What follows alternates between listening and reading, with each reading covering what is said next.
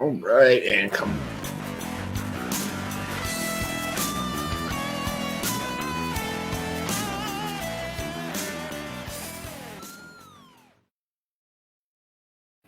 Hello, everyone, and welcome to Between the Pot and the Hard Place. I'm Spider-Man. And I'm Chris Kirkpatrick. Yeah, Stephen, I've got to say that's a good look for you. Yeah, kind of wish I had the whole costume. In like the 2 minutes I've been wearing this, it's already massively hot. Right. So, and it's only like a cotton, like stretchy material.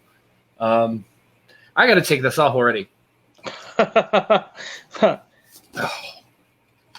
Next week, though, you got to go full spandex. Oh gosh, I got to find a suit. I don't know why I've had this for a couple of years, and I just randomly thought, let me put it on. Yeah. A lot hotter than it seems at first. I bet. Hey, I just wanted to say, greetings from New York. Oh yeah, New York. And we're actually on the same time right now. It's crazy, isn't it? It's actually 8:30, same time zone for the first time ever. Yeah, the first time ever. We're in the same really present. Cool. You've caught up to the future. We have. This has been a busy week so far. We flew into Columbus and Ohio, and spent time meeting with family in Bucyrus, kind of northeastern from there, and then we drove west we drove east over to New York, and so we were right along the New York Pennsylvania border in the very rural part, and so we've been spending time with family and relaxing.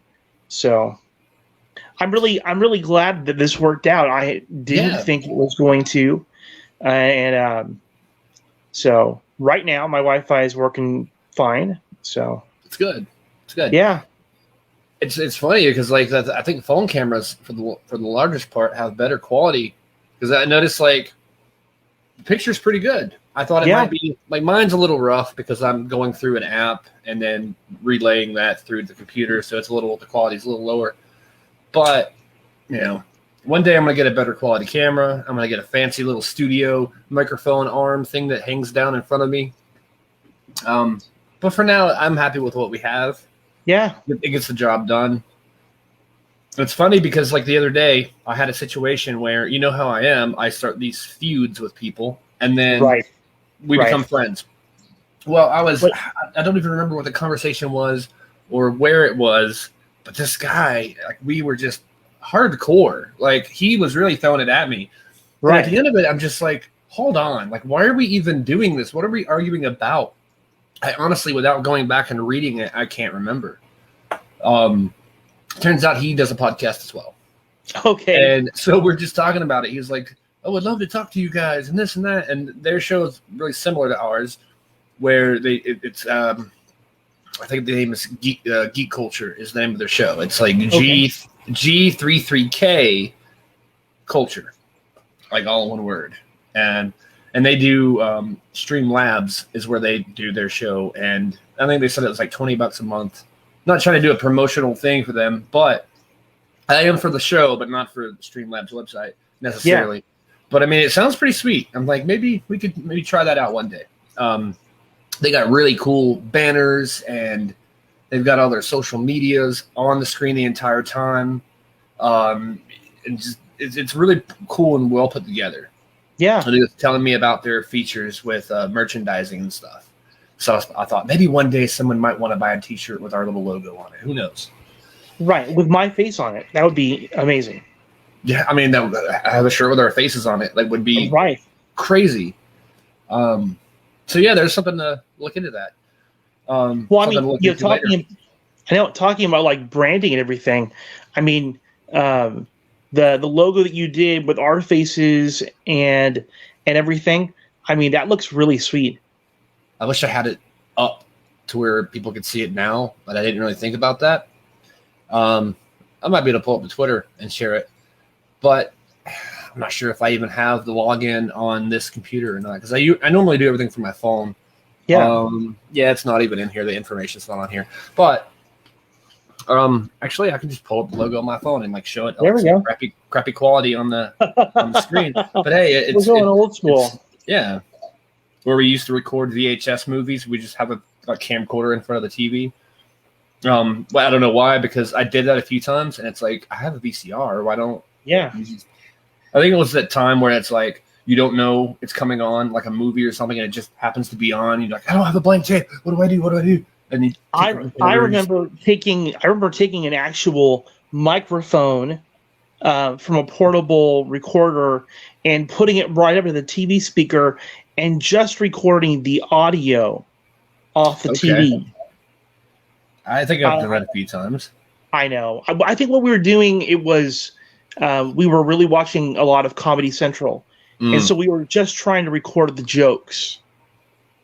So I did something similar when I was in high school. We would record South Park on VHS and MTV's Jackass and take it to school with us because one of the teacher assistants wanted to watch them. Really? So we would go to our biology class and he would be there. I'm like, hey guys, like, here, I'm bringing like 2 tapes. Like, this has South Park on it. This has Jackass on it. Here you go. And he would go home and watch them. I thought that was the coolest thing because I'm like, he was a teacher assistant, but still he was in that teacher category. So it's like asking, it was almost like buying alcohol for kids, but providing South Park to adults. It was super strange, but it was cool that he liked it. Yeah. And there's, I don't even know if it'll show up. There we go. I can see it. There we go. I mean, imagine that on a t-shirt. You know what? I think that would be sweet. I really do. And I could see it as a sticker. And there's so many sticker companies out there. You could I think Sticker Mule is one of them. You pay like $20 and you can get like 50 stickers or something like that. Right. It's insane. And then, the thought of Patreon and things like that, which I'm like, I don't know if we would have enough content to give to people to have them pay money to, but there's definitely potential. There's definitely possibilities all over. Yeah, that'd be cool. And we have Greg Gustin here at my house. No, I'm just kidding. It's like, that would be amazing if he pops up like, hey guys. Yeah. The odd randomness of that. But yeah, things are cool. I'm starting another job. It's going to be a while. It's at the airport, which the last job I had was next to the airport. This is going to be inside. And it's something I've never done before, which is working at a pretzel place and a Cinnabon. It's like a dual thing. And I'm like, I didn't see myself doing something like that, but I was like, at $15 an hour, full time, working inside the airport, tons of adventures to be had. Yeah. I think. I mean, just the people coming in and out of the airport, the potential to not only tweet at celebrities, but possibly see a few of them. Yeah. Because I know this is a small town in North Carolina, but a lot of people come through. And the odd chance of a connecting flight or something passing through North Carolina, like, oh, there's this guy. He was on the thing. And then who knows? And not even that, just to hear people's experiences and see different people. Yeah. And maybe one day save up enough money and after work just literally walk across the room and get on the airplane and go somewhere. Who knows? So do you like Cinnabon and pretzels? I like those things as a customer. I've never actually thought of the idea of making them, which a pretzel doesn't seem like it could be that hard. I know there's a few steps, but as far as doing this, that seems pretty easy. I say that now, but then when I get to it, because you actually have to cut out the dough, even it out, roll it. I've been practicing the motion. It's like, don't you just like loop out and then down? It's like, there we go. I get used to that motion, and then maybe when I get there. But it takes a week and a half, they said, to get in that job. Okay. And I'm like, why? But apparently there's a lot of security measures because it is inside an airport. There's even a point to where they have to schedule a fingerprinting session, which I was like, what? But it makes sense. They want to make sure you're not a terrorist or in any kind of, like, I'm not in ISIS or anything. So, yeah. Well, before you feel too bad about it, I mean, whenever I go and get a job teaching, they always make me go and do a live scan fingerprinting. So that's pretty normal to get fingerprinted for a job. especially like a government job, which I guess technically this isn't government, but you could consider it. Isn't the what's the airline thing? A I don't remember what the acronym was, but like the whole like government agency over air flying and like Homeland Security is part of it, I think, too, because it's the airport. But anyway, yeah, I'm not. They're gonna see that I'm not a terrorist or a drug addict or anything like that. So, I mean, who knows? I was gonna joke. I'm like, who knows? Maybe one day, but no. I'm not gonna be a terrorist. No, you can cross that off your to-do list. Maybe I could play one on TV one day. Who knows? That's as far as I'll go. But yeah, as far as TV goes, I had a chance to catch up on Legends, which I always forget what night it comes on. I end up watching it 2 or 3 days later. But Flash, I watched. No, I did not watch Flash because they didn't have a Flash last week, right? It was only Superman and Lois. That was last week. Yeah. And then this week, all the shows came back. And Flash, I don't know what to think about that show, honestly. It does feel like it's winding down. A lot of rumor that season 8 will be the last, so we'll see if that's definite. And of course, as we've been told, it's an unconfirmed rumor.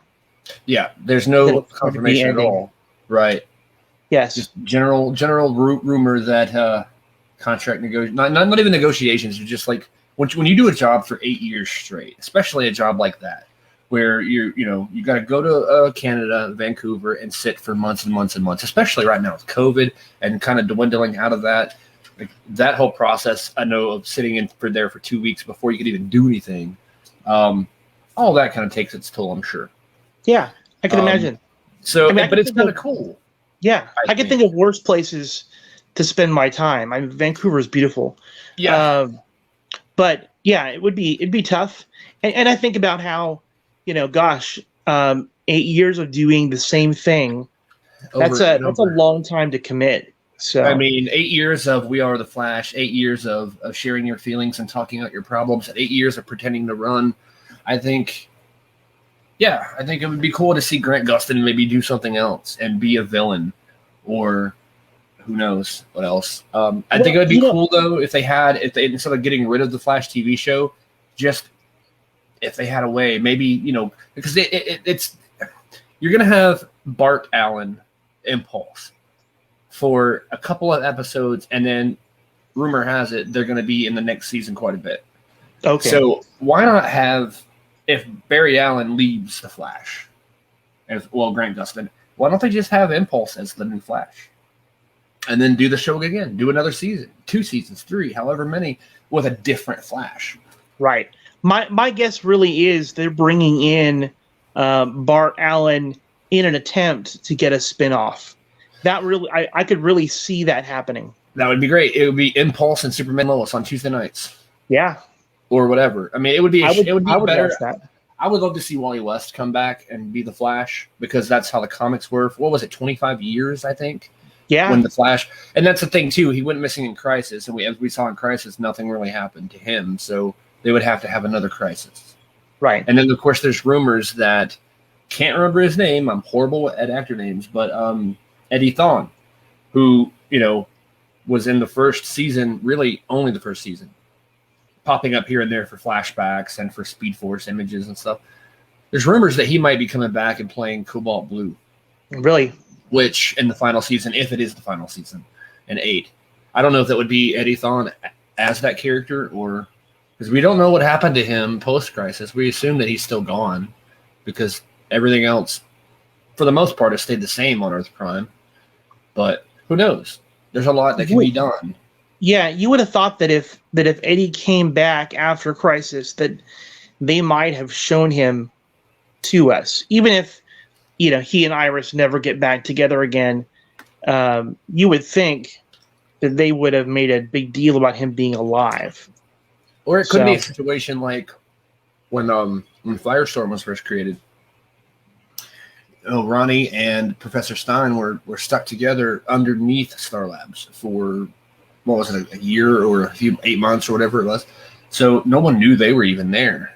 They didn't even know where they were because they were all jumbled and they didn't understand yet what was going on. So it could be a situation like that.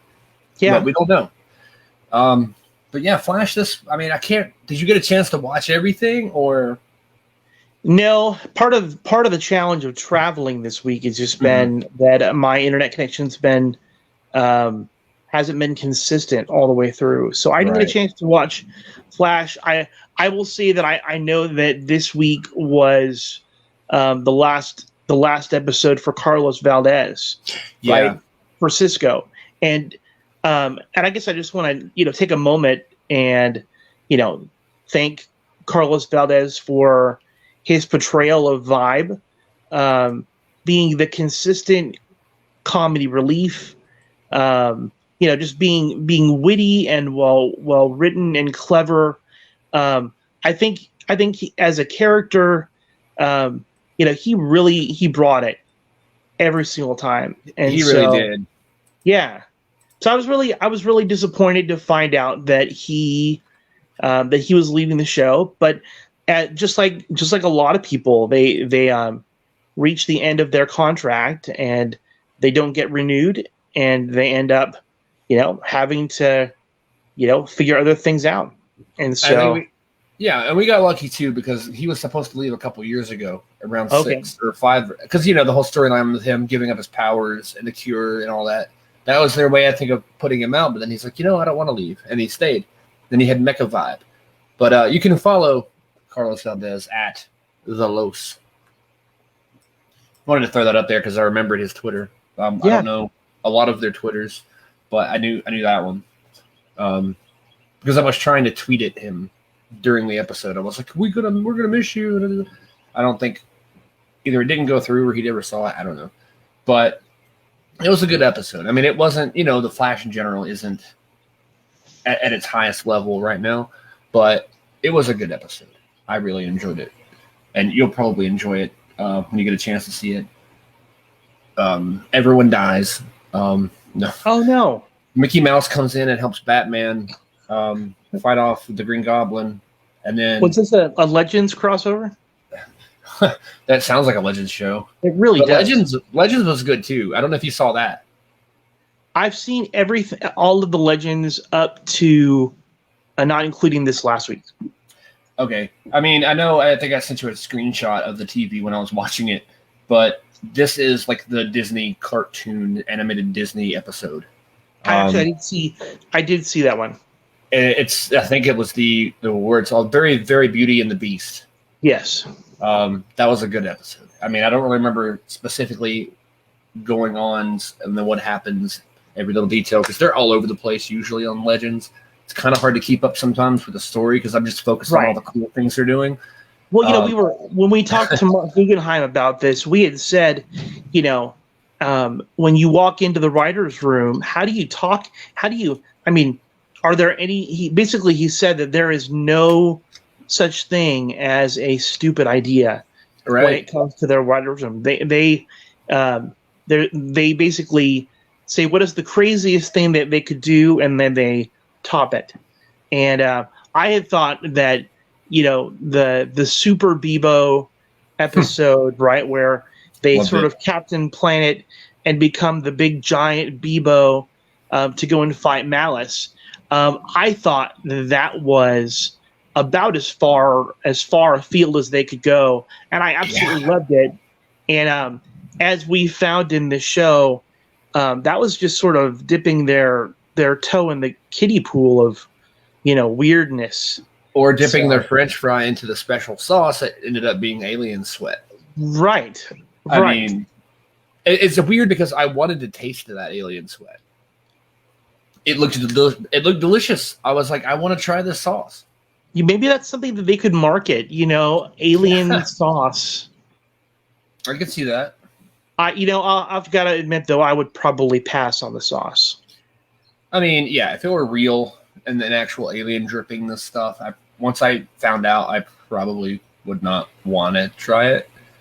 But I would try a goofy marketed, like alien blood or whatever. Right. They had, just like on, I never got to try it, but on the True Blood TV series, they actually marketed a True Blood drink, which luckily it was not synthetic blood.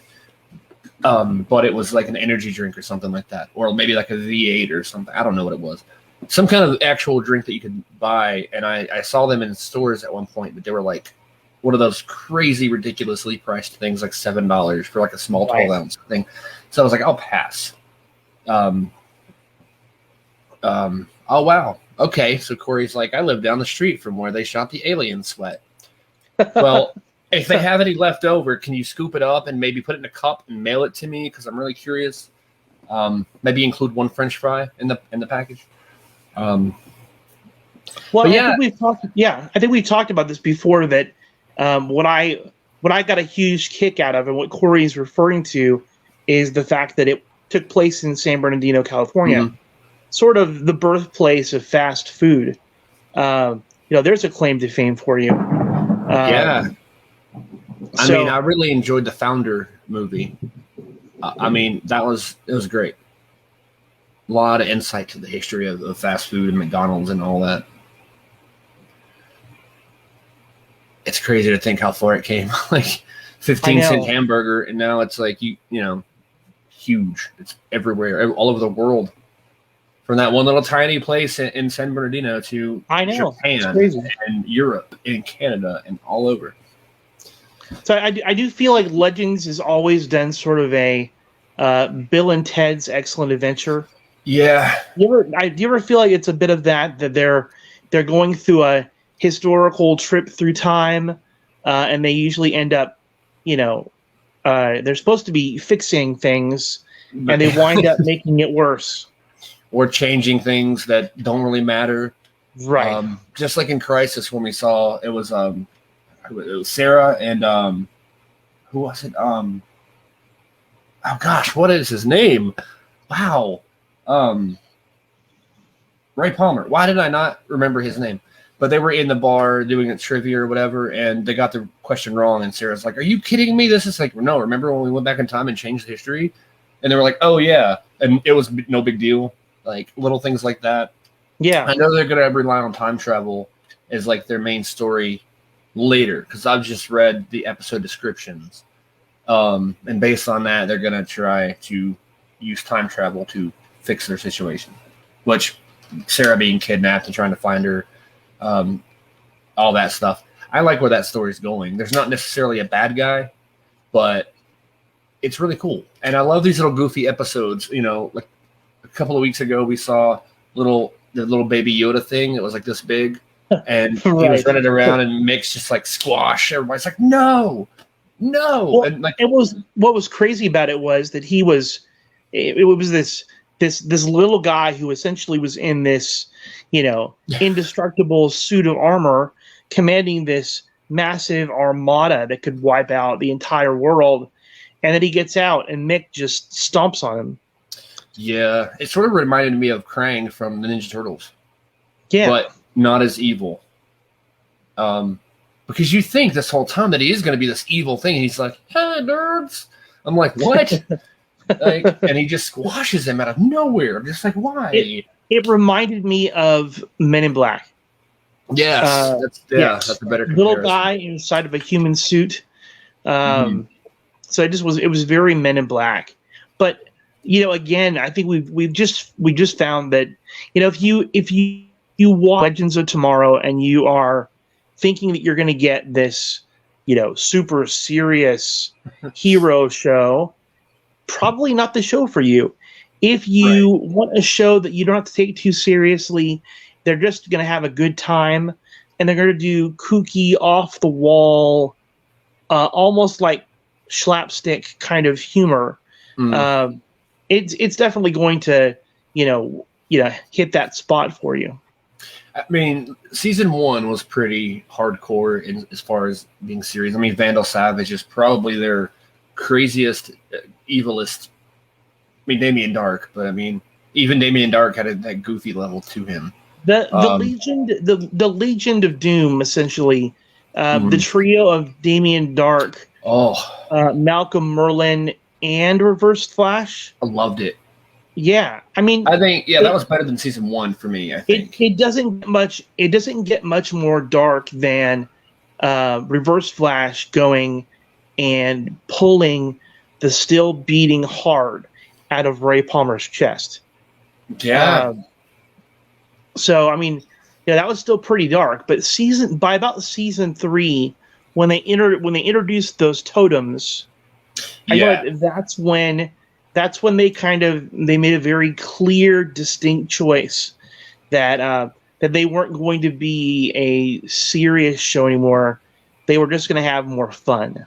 I think it works better though that way because the first couple of seasons were awesome, but I really love the references, especially when they don't care at all about saying like we hate crossovers. We don't want to do crossovers. I'm not going to do a crossover this time. You can do the crossover, but I'm like everybody knows they're literally knowing that they're characters on a TV show in that moment, and nobody cares. It's awesome. You can't get away with that with anything else. No, I mean, there's really cool. I mean, when they became cartoons, it's like, okay, that's awesome. That was brilliant. It was totally brilliant. Just becoming animated and really going after that Beauty and the Beast. Right. Candlestick, spoon, clock, I think, and then something else. It was. Ava was a book, I think, or a binder or something like that. And that was amazing. And that makes sense because she has a thing for binders, doesn't she? Mm-hmm. I think so. Yeah, I mean, I guess it does match the personality of every character has their little thing. Right. And it was weird to see them in cartoon form, especially Constantine. I think it was weird seeing him in that painting and all that stuff. It was so cool. But I got used to them being animated to the point where they stopped it all and the animation went away. I was like, wait, what? It kind of jarred me a little bit. I got so used to seeing them in cartoon that when they came back to humans in real life, it just felt weird. I think that show would be awesome as a cartoon. If they did a Legends animated series, I think it'd be great. They could do so much more than what they could do in real life and make candlesticks fight against wizards and paintings and you wouldn't have to worry about budget as much because drawing something and animating it is a lot cheaper than paying an actor to do it. And then compared to all the CGI work too. Yeah. I mean, animation is not cheap, but it's a lot cheaper than all that. But I liked it, Legends. I'm really excited to see where it goes this season. I know they're looking for Sarah. Mick took the ship and just went off into space, I guess. Try to find her. There's a moth in my house. I've got to say that I'm worried for Sarah. I feel like they're just never going to find her. That's what it seems like. I mean, maybe. Gosh, I would hate it if she died again. It would be the third time or something. Well, I mean, the benefit of Sarah dying is that we know she'll come back. She never stays dead. Or we could learn that maybe that Sarah was a clone and the real Sarah actually died on the ship with Oliver.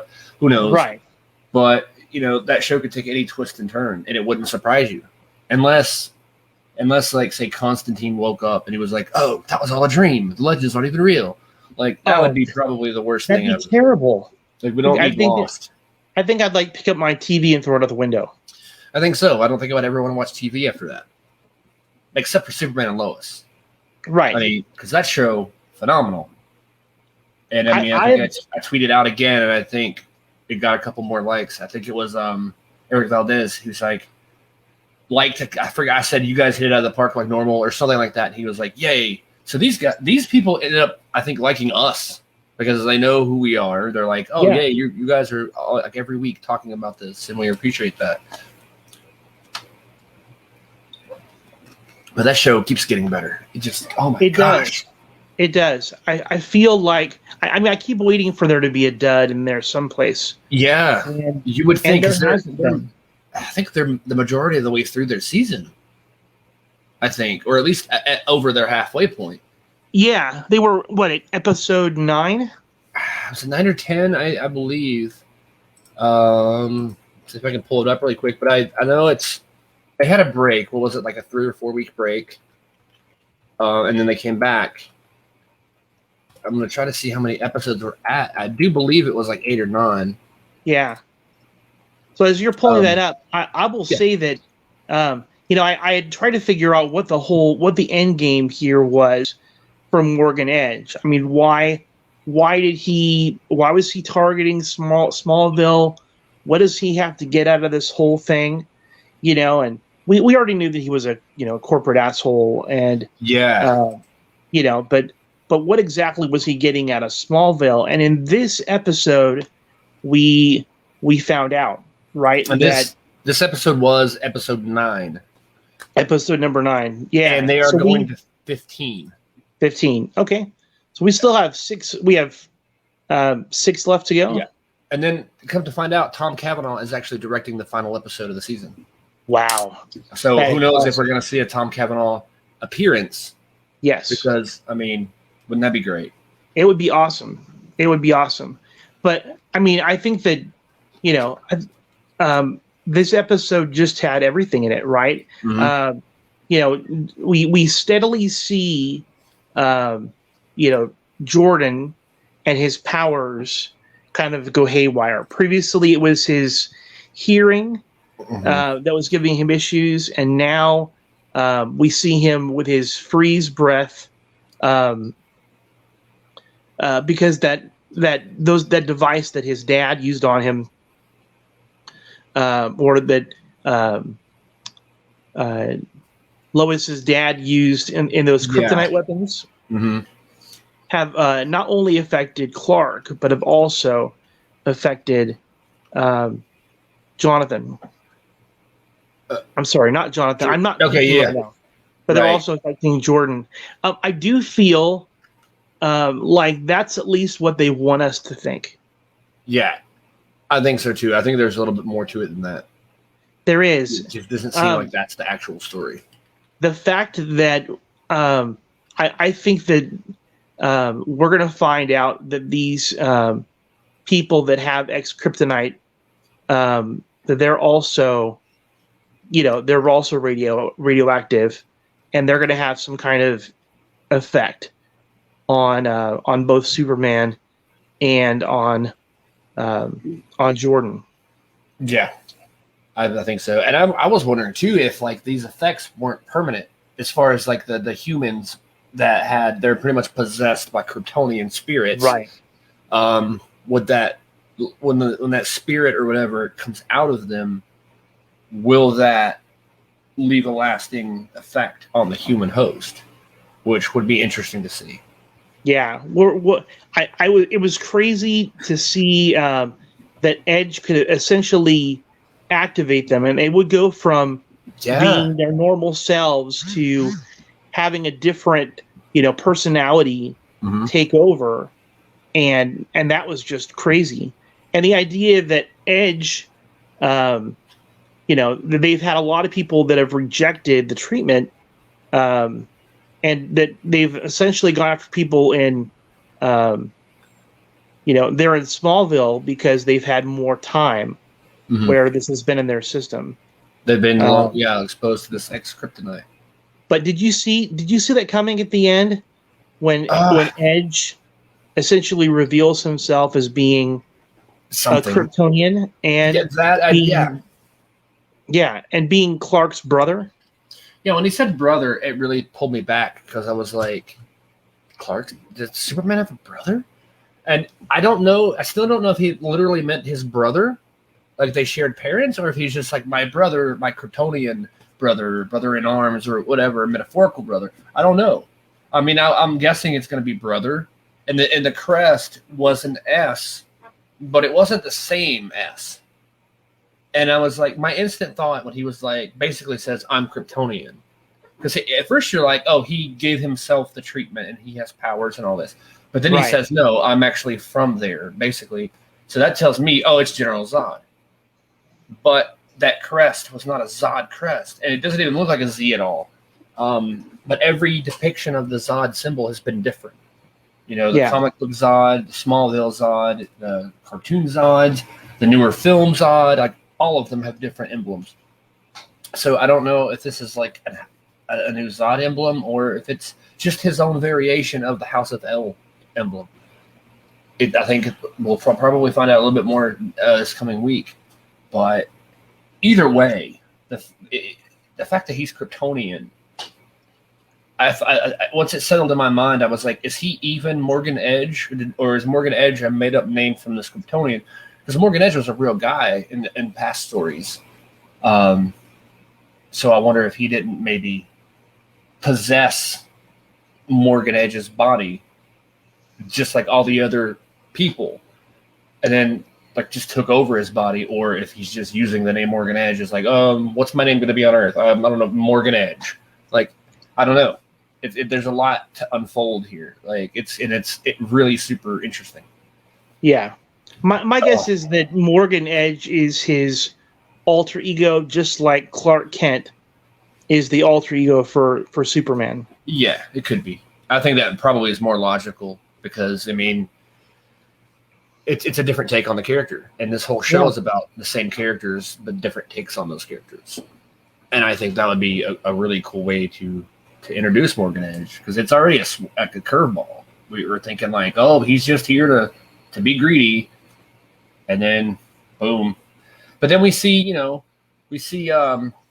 the flip side where Sarah is like, oh, I'm in need. I'm at this concert and he didn't show up, but this time the he was Jordan and not her father, and her father was actually there for her. And I thought, wow. He actually showed up. Like, he's being a father. He's being good. This is weird. And the whole time, I'm just like, what's going to happen? Something's going to happen. And it didn't until the very end. And that moment where, like, the song is over, she runs over to him and the big hug and everything. I read later on Twitter, as you probably saw, they said that moment wasn't scripted. They just they were just kind of improv that or whatever, and then they just kept rolling and included it, which, oh my gosh. That was such a good moment. And that whole relationship, I was like, good. He's, cleaned up. He's doing good. And then we find out later what is really going on. But so much emotion in that show. Oh, I know. I worry that that Lana is equally possessed herself. Yeah, because that was weird at the end. Like, oh, he explained everything to me. I'm all happy. It's okay. La, la, la. Like, something's, definitely going on there. I had wondered how long they were going to be able to, play this covert spy game where he was their eyes and ears. I knew that at some point someone was going to notice, but I didn't realize that Edge would make her a deal, essentially, that she couldn't refuse. Right, and we don't even know what that deal is. We know it has to do with. We know it's probably along the lines of like, take these powers, please, and do this thing for me, but we don't know exactly. And Corey just pops up and says, like, if this is Kryptonian tech, would the Jor-El AI know what's going on? So, like, that's a good question. Like, Clark never asked Jor-El, hey, what is this? He took Jordan up to the fortress to burn out the kryptonite in his system, but while he was there, he didn't go, hey, by the way, Dad, what do we do about this thing? Like, well, and I think that at that point they still don't really know, or up until the very end, they didn't realize exactly what they were up against. That's true. So, but I think that Corey has hit the nail on the head that they're going to need to go and find out. Who is this guy? Is he who he claims he is? I think along the same lines. I mean, they don't yet have an official alliance set up with John Henry Irons. But I mean, don't you feel they're a little bit outnumbered at this point? A little bit. I mean, all the townspeople and all these, once they're all activated, I would say everybody in the auditorium at that recital or whatever, the talent show, I bet every single one of those people are like infected or whatever you're going to call it. All except for Sarah herself, probably. But like, I mean, and some of the other kids. But I mean, all the adults for sure. What's crazy though is Sarah's been going to therapy, right? If Sarah had been infected, she wouldn't know it. That's true. And I mean, if this is contagious, then Well, we know it was contagious between Clark and Jordan, but like that could be because of Kryptonian. But like as far as like other effects and stuff, who knows? You know, I mean, Yeah. To me, that would be the most. I think that would be the most difficult reveal, is to find out that Sarah has been turned as well, and that would be pretty shocking. That would be shocking. I mean, would they do that to a kid? Yeah, maybe. I think I had been very, I say very tough on Lois's dad, Samuel, and really had considered him to be a villain. However, I think what we're going to find out is his idea of hoping for the best and preparing for the worst. All of his kryptonite weapons, it may just end up paying off that he has that stockpile. I had that same thought there at the end of the episode, or close to the end, when what is his name? Kyle, right? Yeah. I remembered it. I'm terrible with certain names. Some I can, some I can't. But when we see him go full super, I sat there and like, I knew it. Like, because I know we talked about it and we both had said, like, there's no way he doesn't have powers at some point in this show. I knew for certain that that Kyle was going to end up with powers. But that moment, like, I realized what you just said. Like, all these Kryptonian weapons or kryptonite weapons, all these measures to be prepared are definitely going to come in handy. Because when they started coming to their house to attack them, I'm like, okay, yeah, they're going to need this stuff. Yeah. They even had the gun under the floor in the barn. Like, oh, where'd you get that? How was that there? Like, there's going to be a huge like war or battle or something. I can see it like near the end of the season where you'll see Superman flying around. Maybe Jordan comes full Kryptonian, who knows? But there's going to be this big battle of like laser vision and freeze breath and flying and fighting, and I think it's going to be awesome. It does make me. I feel like they're already kind of gearing up for this big battle, and if we have 6 battles left or 6 episodes left, it does make me wonder. You know, where do they go from here? Yeah, like what's season 2 look like? I know. I mean, I would love to see Lex Luthor. I need to catch up on Supergirl, and I know Lex is still kind of tied in with that. I don't really know much about it, but what about when Supergirl ends and we have just Superman and Lois? I mean, there could be a place for Lex there. Yeah, I think. I mean, I would be fine with that. I think. I mean, or I don't know. It would be cool to see maybe Lex, because once Morgan Edge is defeated, you know, he's not going to wake up after the end of the season going, "Oh, everybody, I'm so sorry. Please forgive me and continue to work for me and my company." Like, I think, you know, he'll be out of the picture, and so they're going to need a new rich guy to save the town. And I think that could be Lex, and do like the whole Smallville thing from the Smallville show where he comes in and he's running the factory and he's doing this and that. I think that'd be really cool to see that. Or, I don't know, Doomsday. Who knows? Some bigger, maybe not a huge villain, but right. They're going to have to find something. But I've got to say, I mean, I know some people might think it's an exaggeration that, you know, the Superman and Lois is the best thing out there, but it really is the best thing out there. It really is. I mean, the best show on CW. It's my favorite TV show in general right now. I don't want to say it's the best TV show ever, but for right now, at least with new shows, it's my favorite. And I think Corey just popped up and said, you know, does Morgan Edge know that Superman is Clark Kent? I don't think he knows yet. No, I think that he sent a couple of his soldiers to the Kent farm because of Lois. Because Lois was asking too many questions. Not because of her connection. Not because of her connection with Superman. I always thought there might be a possibility that he suspects it, because Morgan Edge isn't a stupid guy. No. And I think in Smallville, I was thinking about the comparisons. I was like, how did they do it in Smallville? Because Morgan Edge was pretty creepy and evil in that show too. And I remember, I think it was Lex Luthor, or he was involved, but they sold Clark Kent's blood to Morgan Edge. So it's kind of similar to what we have here, where using Kryptonians to make other things, and they didn't know what it was. So Morgan Edge didn't necessarily know whose it was, but he did end up finding out who he was and going to the farm and like trying to get him and stuff like that. And he ends up like being defeated, but then has facial reconstruction surgery to where he's a different actor, comes back again later to like finish the job and all that. So I forgot what my point was. Oh yeah, he knew who he was in that. So yeah. I think eventually he will find out. I just don't think he knows now. Yeah. I really do feel like that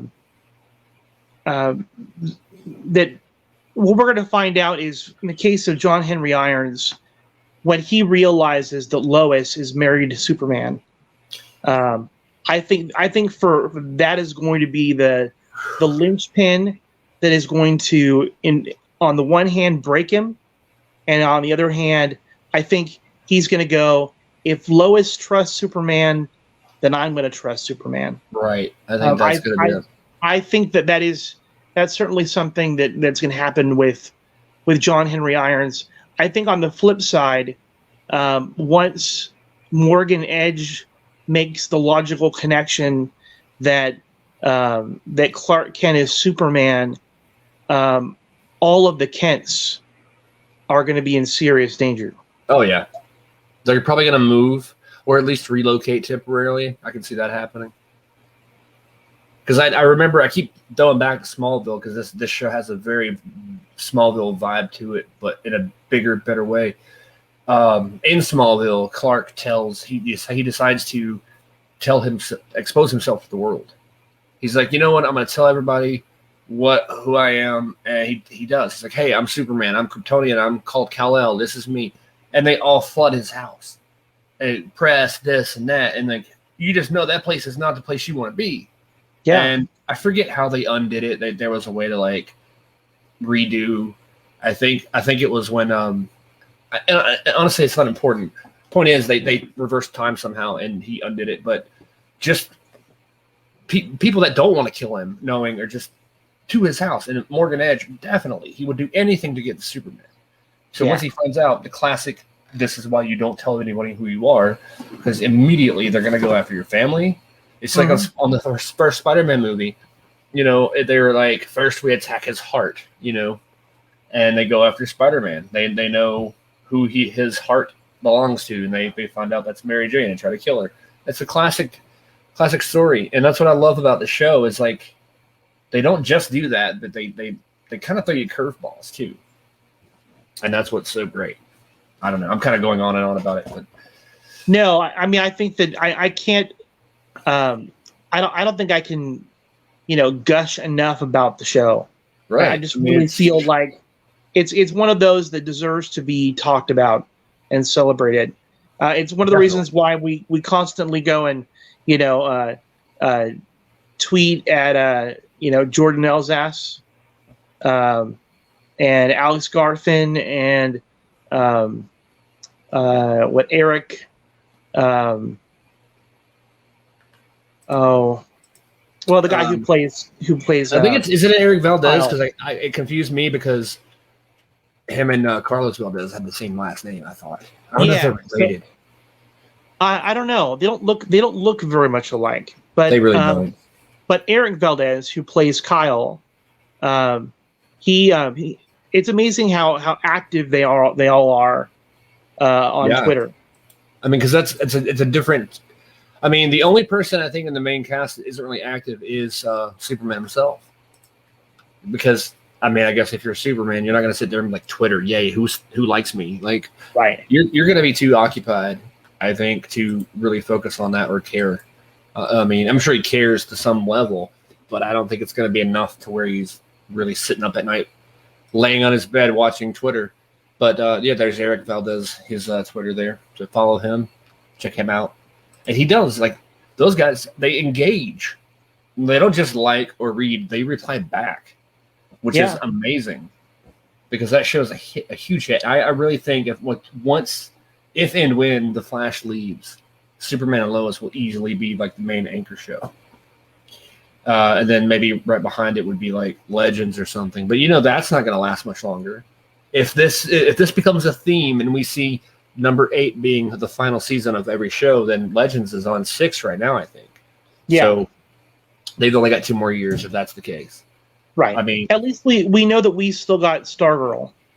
Yeah, I mean, Stargirl, Superman and Lois, and Legends really are the only things left. I mean, we got a little bit more Flash time left, hopefully. Hopefully they can go to 9 or 10, but if they do end at 8, then I think that's fine.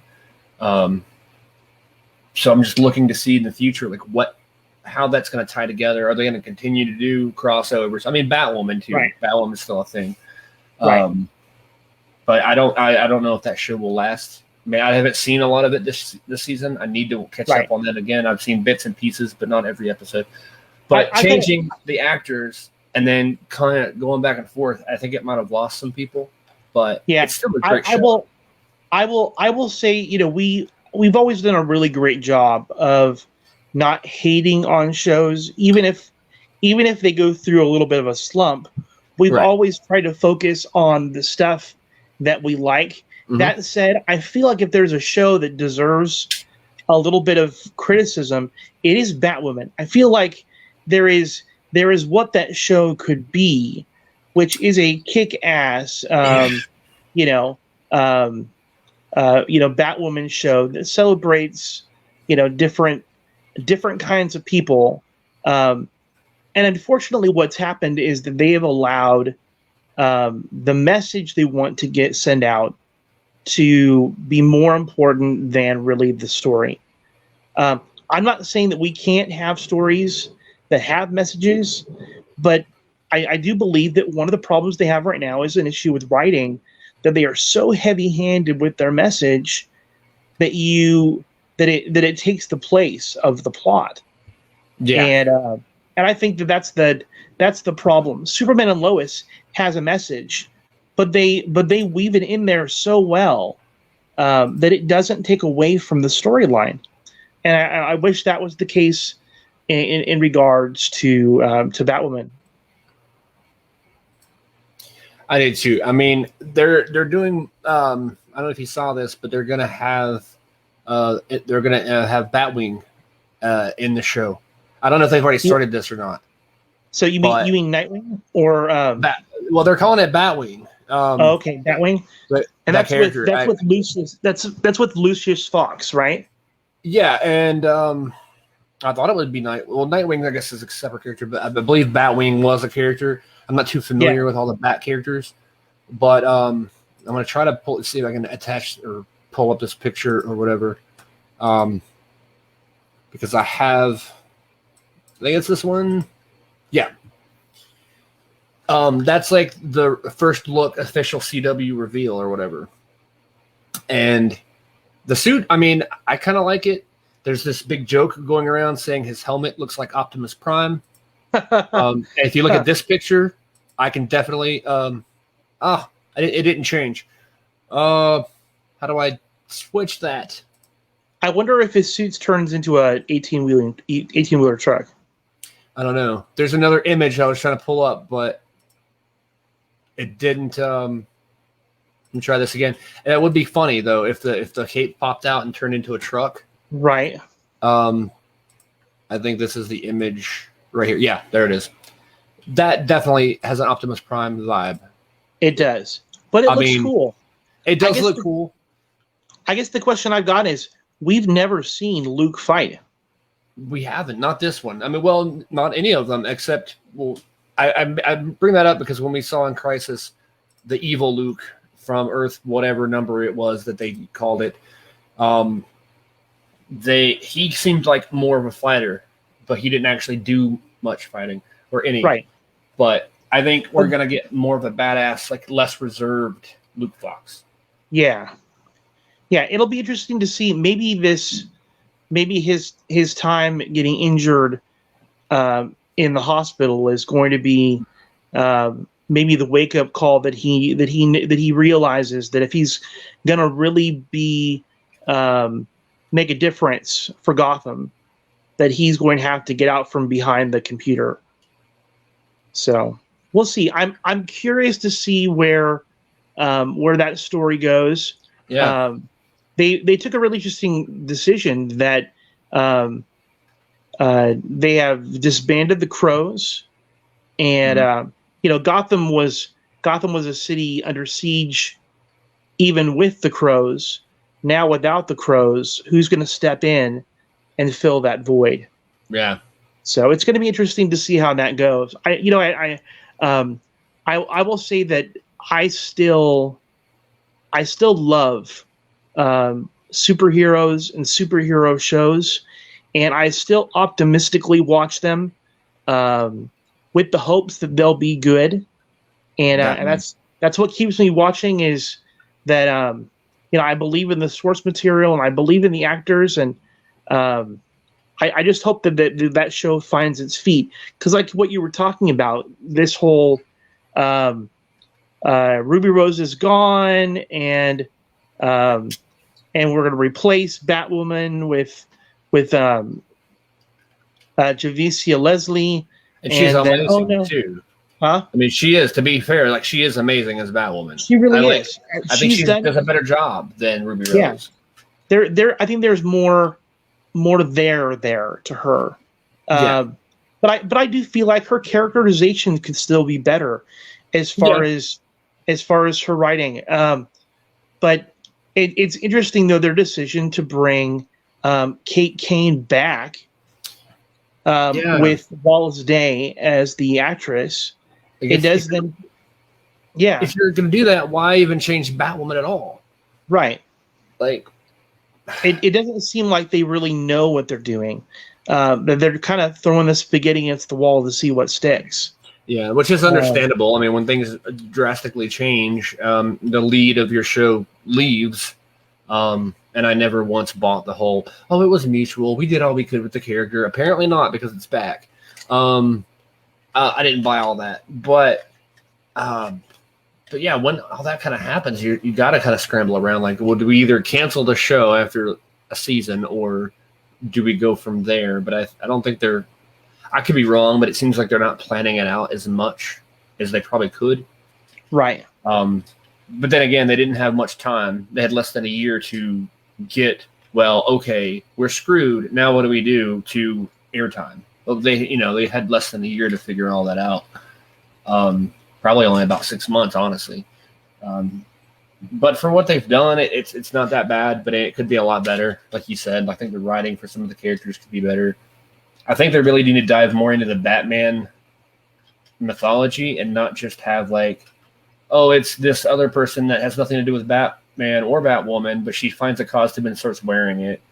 Like, okay. And so I think this Batwing coming in will be cool, because it's at least part of that. I think they need to bring in a Robin of some kind, or maybe crossover with Titans at some point. She desperately needs someone out there on the street with her. Something. I mean, and just to see a Robin, or maybe have some of the past Batman villains pop up, like do a Penguin or something. Have Danny DeVito walk out like, "Hey guys," I don't know, something. It kind of link it more. It definitely feels like Alice needs a break. She can't be the only villain in Gotham City right now. Right. It's just and then for the whole first 2 seasons, it's like Alice. There's got to be more than just Alice everywhere. Right. Heck, bring in Joker. Maybe not the Joker, but maybe bring in a friend of the Joker. And we're like, I'm Mr. Joker's friend, or do a Harley Quinn, something. They've got so much potential and so many possibilities that they could really go with. I agree. So I've got to kind of wrap things up a little bit early here. That's cool. Yeah. But I do feel like there's a couple things, 2 shows that if people haven't already started watching them, they should. I know we've talked about Doom Patrol, and I still am going to plug Doom Patrol. If people haven't seen it, they really should. That really is a cool show, and it is kind of like Legends, a little out there, but it is fun and really well written. It is really good. And then the other one is Loki just started. Yeah. So I need to get back on that. Hopefully, I can get some HBO Max going on again soon. I don't have it right now, so I'm like, because I heard about that. I have not had a chance to go and watch the whole thing yet. But I will say, number one, if you like Tom Hiddleston, he's fantastic, and the setting for the Loki movie where it takes place is this is really a Loki that is kind of set right after the events of Avengers 1. Mm-hmm. So it's not the Loki that we know from Endgame. So it's not. It's the same Loki that escaped and then took off, right? Or is that a different Loki? Because I got confused on the timeline, but a little bit. But. Yeah. So remember that they had gone back to go and get the Time Stone. Yeah. And in the process, they end up bumping into Loki, and Loki he kind of uses the Time Stone to escape, and that's so. This is all taking place right after the events of that very first Avengers movie. And so this is a Loki who is still very much a villain. He has not really redeemed himself yet at this point. And so I won't give away too much about that as far as spoilers, but if it's anything like WandaVision or like Falcon and the Winter Soldier, those are amazing. Definitely we're in for another good one. Absolutely. I know there's something about the Infinity Stones that is like a big deal in the storyline. I'm like, okay, this sounds cool. I want to check this out. So hopefully I get a chance to check that out soon. Yeah. And hopefully everybody else does too, not just me. Like everybody else go watch it too. Absolutely. Hey, why don't you put up our Twitter stuff? Yeah, I almost forgot about that. How can I forget about that? Our Pod in a Hard Place Twitter is almost at 300 follows. Yeah, and it seems like Twitter does not like us. It's a little touchy, isn't it? Yeah, I mean, which is understandable. I mean, two different people using the same account, and then they kind of go in. I think they should have dual account settings. We can't be the only people out there who have, more than one person who's managing an account. It can't be. Yeah. But yeah, we can go ahead and follow Mark Guggenheim, who's our awesome sponsor and a good friend. I just talked to him the other day. He's doing pretty good, still working on Green Lantern, and we're hoping to get together, not in person, but we're hoping to get this show together when Green Lantern comes out or releases. Hopefully we're going to do like a cast and crew type of thing. That's great. We'll see. I mean, at the very least, Mark said he himself is on board to come on and talk about it, but hopefully we can get a couple other people. Yeah. So follow him out there and kind of keep up to see all the good Green Lantern news and everything. And then at Pod in Hard Place, which is what we're talking about a second ago, we're almost at 300 followers. So if every person that follows us tells 10 other people to follow us, then we'll have, I don't want to do math, but we'll have a lot more followers. Absolutely. And then, of course, ourselves at CJ Kirk 1979 and at Stephen Colton. I like Twitter. I like Twitter a lot. I like it better than Facebook, and we're streaming on Facebook when I say that. Right. But I mean, they both have their uses. Facebook is good for getting out there and sharing content, and then Twitter, of course, and for networking and really just sharing love to people that actually will see it and interact back with you. So having them both, I think, has gotten us to this point where we're at. And we're going to keep on pushing it. Yeah. Here's to 301 followers. There we go. There we go. All right. Well, hey, Stephen, thank you for being flexible with me here today. I know that it's been fun. Being out on the road and traveling, there was a little bit of trepidation on my part about whether this was going to happen or not. So I appreciate you being flexible, and I'm glad that it worked out. Yeah, and if nothing else, I could have just talked about something for an hour, or maybe, I don't know. I always have something to talk about. So You do. oh, sometimes too much to talk about.